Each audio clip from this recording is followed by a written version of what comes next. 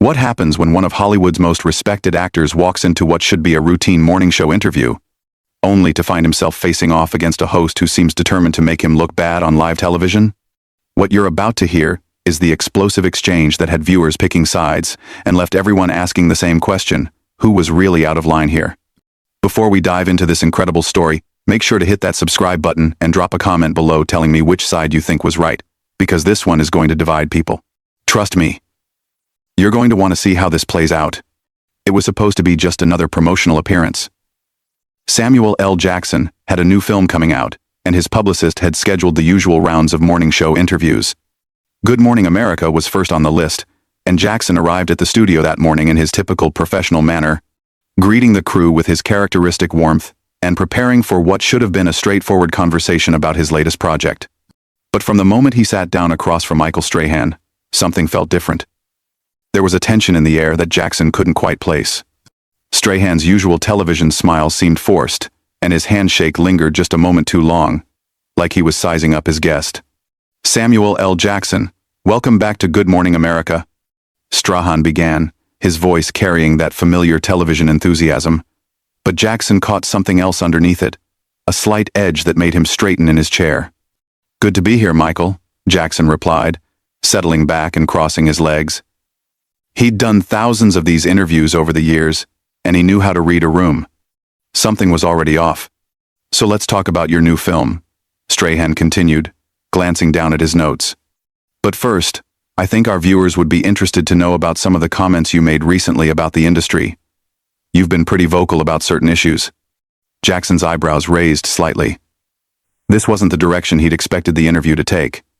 His publicist had specifically outlined the talking points with the producers, all centered around the film, the cast, the director's vision. This felt like a departure from the agreed-upon script. "Well, Michael, I've always been honest about my experiences in this business," Jackson said carefully. "I think it's important to speak truthfully about the challenges we face as performers and as people." Right, Strahan nodded, but his expression suggested he wasn't entirely satisfied with that response. "But some people might say that when you're as successful as you are, when you've had the career you've had, maybe it's time to, focus on the positive instead of always bringing up the negative aspects." The question hung in the air like a challenge. Jackson felt his jaw tighten slightly, but kept his composure. He'd faced tougher crowds than this, and he wasn't about to let a morning show host rattle him. "I'm sorry, are you suggesting that speaking honestly about important issues is somehow inappropriate?" Jackson's voice remained level, but anyone who knew him could hear the slight shift in tone. "Because I was under the impression that this was supposed to be about my film, not my personal philosophy on social commentary." Strahan leaned forward in his chair, his smile never wavering but his eyes growing sharper. "Hey, I'm just saying what some people out there are thinking. You've built this reputation as someone who doesn't hold back, but sometimes viewers wonder if maybe you're being a little too, how should I put this, aggressive in your approach to certain topics." "Aggressive?" Jackson repeated the word slowly, and anyone watching could see his demeanor changing. The easygoing movie star persona was giving way to something more intense. "That's an interesting choice of words, Michael. Would you use that same word to describe other actors who speak their minds? Or is that a special term you reserve for certain people?" The live studio audience was beginning to sense the tension. What had started as a routine celebrity interview was quickly becoming something else entirely. Strahan, rather than backing down or steering the conversation back to safer territory, seemed to be doubling down on his confrontational approach. "Look, I'm not trying to put words in your mouth or anything," Strahan said, holding up his hands in a gesture that was meant to appear conciliatory but came across as condescending. "I'm just wondering if you ever think about how your comments might come across to regular people, everyday Americans who just want to be entertained when they go to the movies." Jackson's response came without hesitation, and his voice carried the kind of authority that had made him one of the most commanding presences in Hollywood. "Michael, let me ask you something. Do you think the people watching this show right now are incapable of handling honest conversations about real issues? Do you think they're too simple to understand that an actor can both entertain them and have opinions about the world around them?" The question caught Strahan off guard. He hadn't expected Jackson to turn the tables so directly, and for a moment, his television-ready composure slipped. "That's not what I'm saying at all." "Then what exactly are you saying?" Jackson pressed, leaning forward now. "Because from where I'm sitting, it sounds like you're suggesting I should keep my mouth shut about things that matter to me and just smile and wave and talk about how great everything is. Is that the kind of interview you want to conduct here?" "I just think," Strahan began, but Jackson wasn't finished. "No, let me finish," Jackson said, his voice rising just slightly but carrying tremendous weight. "I've been doing this for over 30 years. I've worked with some of the greatest directors in the business. I've been part of films that have moved people, challenged people, entertained people. And in all that time, I've never once apologized for having opinions or for speaking my mind. So if that makes me aggressive in your book, then I guess we have very different definitions of that word." The studio had grown quiet. The producers behind the cameras were frantically trying to figure out how to handle what was quickly becoming a live television disaster. But neither Jackson nor Strahan seemed willing to back down. "Look, Sam," Strahan said, and the casual use of the shortened name was clearly intended to diminish Jackson's stature. "I respect your career. I really do. But sometimes I think you forget that not everyone sees the world the way you do. Sometimes people just want to hear about the movie without all the extra commentary." Jackson's eyes narrowed. "Sam? We're on Sam terms now? That's interesting. And let me get this straight. You think people are too fragile to handle a conversation that goes beyond surface-level promotion? You think your viewers are that shallow?" "I think my viewers appreciate honesty," Strahan shot back. "And honestly, sometimes it feels like you're more interested in making points than in connecting with people." "Making points?" Jackson's voice carried a dangerous quiet now. "Michael, every film I make, every role I take, every interview I give, is about connecting with people. The difference is, I don't treat people like they're children who can't handle complex thoughts.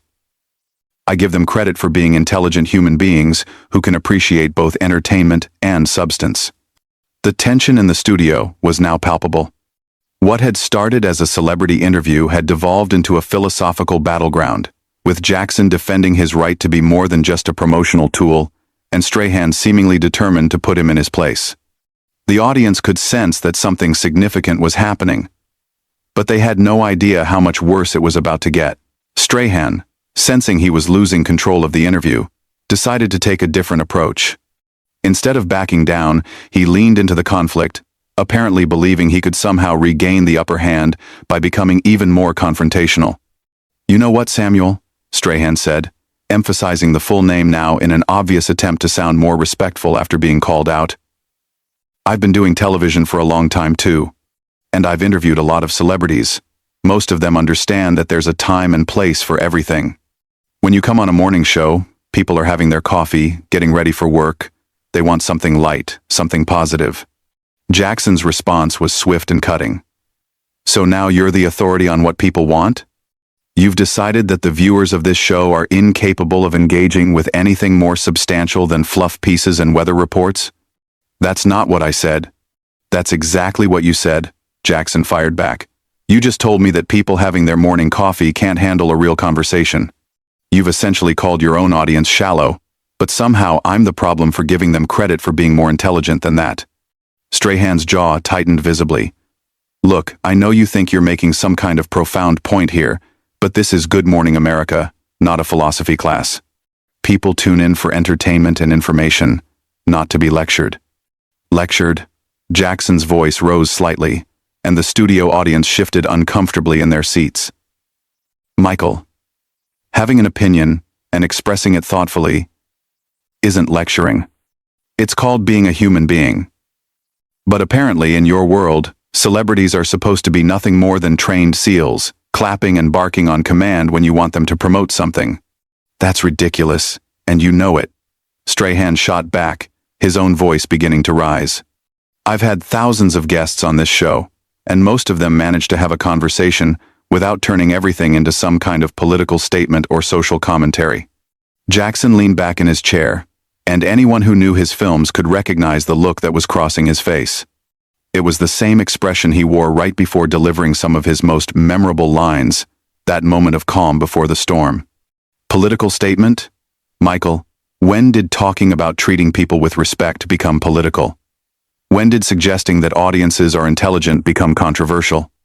You're the one who turned this interview in this direction. I came here to talk about my film, remember? And we can still do that, Strahan said, but his tone suggested he had no intention of letting this go. But first, I think we should address the elephant in the room. A lot of people feel like you've become too comfortable using your platform to push your personal agenda. My personal agenda? Jackson repeated, and his voice carried that unmistakable edge that had made him famous for playing characters who didn't back down from anyone. And what agenda would that be exactly? Strahan seemed to realize he'd stepped into dangerous territory, but instead of retreating, he pushed forward. I mean, you're constantly talking about inequality, about how the industry treats certain people differently, about social issues that some people think should be kept separate from entertainment. Some people think that, do they? Jackson's voice was getting quieter, which anyone familiar with his work knew was not a good sign. Michael, let me ask you something. When you wake up in the morning, do you get to choose whether or not you're black? The question hung in the air like a bomb waiting to explode. The studio audience went completely silent, and even the camera operators seemed to freeze. That's not what this is about, Strahan said quickly, but Jackson wasn't finished. No, answer the question. Do you get to wake up and decide whether or not your race is going to factor into how people treat you that day? Because I sure don't. So when you tell me to keep my personal agenda separate from my work, what you're really saying is that my experience as a black man in America should be something I hide when I'm promoting a movie. Strahan looked genuinely flustered now. Samuel, you're putting words in my mouth that I never said. Am I? Because it sounds to me like you think there are certain topics I should avoid discussing, certain aspects of my life and experience that make you uncomfortable. And the fact that you're calling basic human dignity and equal treatment a personal agenda tells me everything I need to know about where you stand. That's completely unfair, Strahan protested. I never said anything about race or dignity or any of that. I'm talking about keeping things appropriate for the audience and the time slot. Jackson laughed, but it wasn't a pleasant sound. Appropriate for the audience? Michael, you just spent the last 10 minutes questioning my right to have opinions and suggesting that speaking honestly about my experiences is somehow aggressive or inappropriate. Now you want to pretend this conversation isn't about exactly what it's about? Look, I think we're getting off track here, Strahan said, clearly trying to regain control of the situation. Why don't we talk about your new film? I'm sure that's what people really want to hear about. Oh, now you want to talk about the film? Jackson's voice dripped with sarcasm. After spending all this time telling me how I should behave and what I should think and how I should present myself to your audience, that's convenient. Strahan's professional facade was beginning to crack. I never told you how to behave or what to think. I simply suggested that maybe there are better forums for certain types of discussions. Certain types of discussions, Jackson repeated slowly. You mean discussions about real issues that affect real people? Discussions that might make some of your viewers think about something beyond their morning routine? Michael, do you hear yourself right now? I hear someone who's determined to make this interview about everything except the reason you're supposed to be here. Strahan fired back, his patience clearly wearing thin. Jackson stood up slightly in his chair, and his voice carried the full weight of his decades in the business. The reason I'm here is because your producers invited me to come and talk about my work. But apparently, what you really wanted was for me to come here and be a good little celebrity, smile pretty, say nothing of substance, and make sure I don't challenge anyone's preconceptions about anything. That's not true and you know it. Then explain to me what just happened here, Jackson demanded. Explain to me why a conversation about my film turned into you questioning my right to have opinions and suggesting that I'm too aggressive for speaking my mind. Explain to me why you think it's appropriate to sit there and tell me how I should conduct myself as a public figure. Strahan looked directly into the camera, as if appealing to the viewers at home. I think our audience can see what's happening here. I asked some reasonable questions, and instead of having a normal conversation, we've gotten lectures and accusations. Jackson's eyes flashed dangerously. You just did it again. You just dismissed everything I said as lectures and accusations, instead of addressing the actual points I raised. Michael, you've been condescending and disrespectful from the moment I sat down, And now you want to play victim because I called you on it. The tension in the studio had reached a breaking point. Production assistants were whispering frantically to each other, and the director was making urgent gestures from behind the cameras. But both men seemed locked in a battle of wills that neither was prepared to lose. "I've been nothing but professional," Strahan insisted, but his voice betrayed his growing frustration. "Professional?" Jackson's laugh was bitter. "Michael, you've questioned my integrity, dismissed my intelligence, and suggested that I should keep my mouth shut about issues that matter to me. If that's your definition of professional, then we have very different standards." What happened next would go down as one of the most shocking moments in morning television history. Strahan, apparently believing he could somehow salvage the situation by doubling down on his position, made a decision that would prove to be a massive miscalculation. "You know what, Samuel?" Strahan said, his voice taking on a tone that suggested he thought he was about to deliver some kind of devastating comeback. "Maybe the problem isn't with my questions. Maybe the problem is that you've become so used to people walking on eggshells around you that you can't handle it when someone treats you like a regular guest instead of giving you special treatment." The words hit the studio like a thunderclap. The audience audibly gasped, and even the crew members behind the cameras looked stunned. Jackson's face went completely still, and for a moment, the silence was deafening. "Special treatment," Jackson repeated, his voice deadly quiet. "Michael, did you just suggest that expecting basic respect and professionalism is asking for special treatment?" Strahan seemed to realize he'd crossed a line, but instead of backing down, he pressed forward with what would prove to be career-damaging stubbornness. "I'm just saying that every guest who comes on this show gets the same treatment. I ask tough questions, I challenge people. That's what good interviewers do." "Tough questions?" Jackson's voice was rising now, and his famous intensity was on full display. "Michael, you haven't asked me a single question about my craft, my preparation, my process, or anything related to why I'm supposedly here. Instead, you've spent this entire time trying to put me in my place and suggesting that I should be grateful for the opportunity to sit here and be insulted on live television. That's not what happened, and you know it." Strahan shot back, but his voice lacked conviction now. Jackson stood up from his chair, and the movement was so sudden and decisive that several audience members actually leaned back in their seats. "Michael, let me tell you what happened here. You decided before I even sat down that you were going to try to embarrass me on your show. You thought you could score some points by putting the uppity actor in his place, and you miscalculated badly." "Sit down, Samuel. We're not finished here," Strahan said, trying to reassert some authority, but his words only made things worse. Jackson's response was delivered with the kind of controlled fury that had made him a legend. "Oh, we're finished all right, but let me make something crystal clear before I walk out of here. You don't get to tell me to sit down. You don't get to dismiss my concerns as lectures. And you certainly don't get to suggest that expecting to be treated with basic human dignity is asking for special treatment." "You're overreacting," Strahan said, but his voice was getting smaller. "Overreacting?" Jackson's laugh was sharp and humorless. "Michael, you just spent 20 minutes trying to humiliate a guest on live television, and when he refused to take it quietly, you accused him of overreacting. Do you understand how that sounds?" Strahan looked around the studio as if seeking support, but found none. The crew was staring at him with expressions ranging from shock to disappointment, and the audience was completely silent, hanging on every word of this unprecedented confrontation. "Look, maybe we both got a little heated," Strahan said, clearly trying to find some kind of middle ground, but Jackson wasn't interested in compromise. "No, Michael, you got heated. I got disrespected. There's a difference. You came into this interview with an agenda, and when I didn't play along with your little game, you decided to get nasty. Well, congratulations, you got exactly what you wanted." Jackson began unhooking his microphone, and the finality of the gesture sent panic through the production team. "Samuel, wait," Strahan said, suddenly realizing the magnitude of what was happening. "We can work this out." "Work what out?" Jackson turned back to face him, and his expression was one of complete disgust. "You've shown me exactly who you are, Michael. You've shown everyone watching exactly who you are. There's nothing to work out." "Don't do this," Strahan pleaded, his television persona completely abandoned now.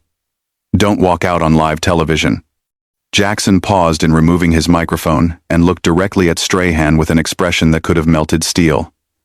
You know what the most pathetic part of this whole thing is? You actually think you're the victim here. You think that being called out for your behavior makes you the wronged party in this situation. I never meant for any of this to happen, Strahan said weakly. Yes, you did, Jackson replied with absolute certainty. You meant for exactly this to happen. You just thought it would go differently. You thought I would sit here and take whatever you wanted to dish out, smile for the camera, and thank you for the privilege. Well, I've got news for you, Michael. Those days are over. Jackson finished removing his microphone and set it down on the table with deliberate care. To everyone watching at home, I apologize that your morning show got turned into this circus. But sometimes you have to take a stand, even when it's uncomfortable, even when it's inconvenient. Especially when it's inconvenient. Samuel, please. Strahan tried one last time, but Jackson was already walking away. No, Michael, you've said enough. We both have. Jackson stopped at the edge of the set and turned back one final time. And just so we're clear, this isn't about being difficult or demanding special treatment. This is about refusing to be disrespected by someone who thinks his platform gives him the right to talk down to his guests.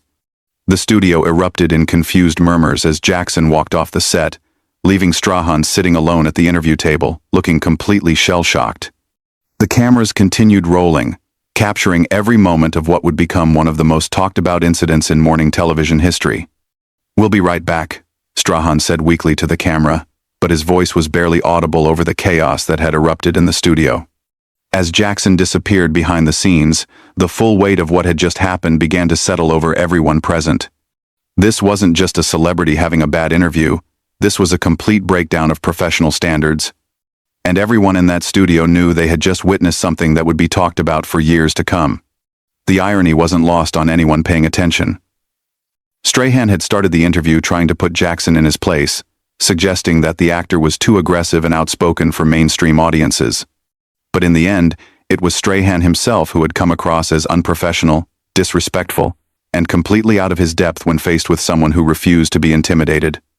Jackson's final words echoed in the silent studio, a reminder that sometimes standing up for yourself means walking away from situations where you're not being treated with the respect you deserve. And as the production team scrambled to figure out how to fill the remaining time in the show, one thing was perfectly clear. Samuel L. Jackson had just reminded everyone watching why he's considered one of the most formidable presences in entertainment, both on screen and off. So there you have it, the complete breakdown of one of the most explosive morning show interviews ever recorded. What do you think? Was Samuel L.